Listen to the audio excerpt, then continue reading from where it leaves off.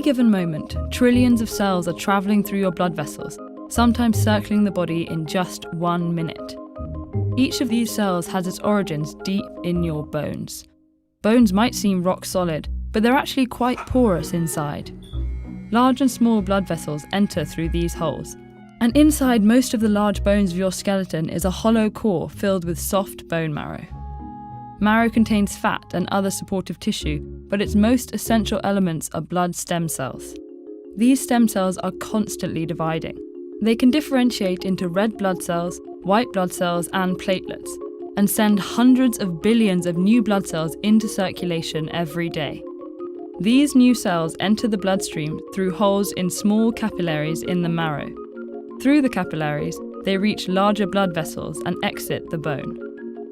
If there's a problem with your blood, there's a good chance it can be traced back to the bone marrow. Blood cancers often begin with genetic mutations in the stem cells. The stem cells themselves are not cancerous, but these mutations can interfere with the process of differentiation and result in malignant blood cells. So for patients with advanced blood cancers like leukemia and lymphoma, the best chance for a cure is often an allogeneic bone marrow transplant, which replaces the patient's bone marrow with a donor's. Here's how it works. First, blood stem cells are extracted from the donor. Most commonly, blood stem cells are filtered out of the donor's bloodstream by circulating the blood through a machine that separates it into different components. In other cases, the marrow is extracted directly from a bone in the hip, the iliac crest, with a needle. Meanwhile, the recipient prepares for the transplant. High doses of chemotherapy or radiation kill the patient's existing marrow, destroying both malignant cells and blood stem cells. This also weakens the immune system, making it less likely to attack the transplanted cells. Then the donor cells are infused into the patient's body through a central line. They initially circulate in the recipient's peripheral bloodstream, but molecules on the stem cells called chemokines act as homing devices and quickly traffic them back to the marrow. Over the course of a few weeks, they begin to multiply and start producing new, healthy blood cells. Just a small population of blood stem cells can regenerate a whole body's worth of healthy marrow.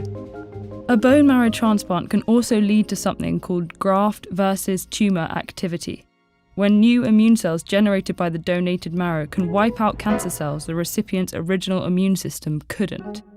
This phenomenon can help eradicate stubborn blood cancers. But bone marrow transplants also come with risks, including graft versus host disease. It happens when the immune system generated by the donor cells attacks the patient's organs. This life-threatening condition occurs in about 30 to 50% of patients who receive donor cells from anyone other than an identical twin, particularly when the stem cells are collected from the blood as opposed to the bone marrow.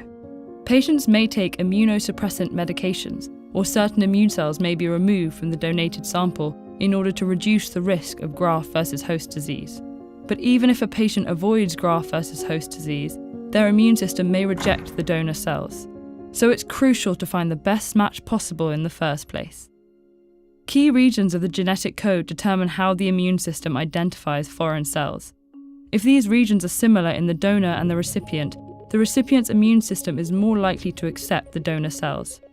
Because these genes are inherited, the best matches are often siblings. But many patients who need a bone marrow transplant don't have a matched family member. Those patients turn to donor registries of volunteers willing to offer their bone marrow.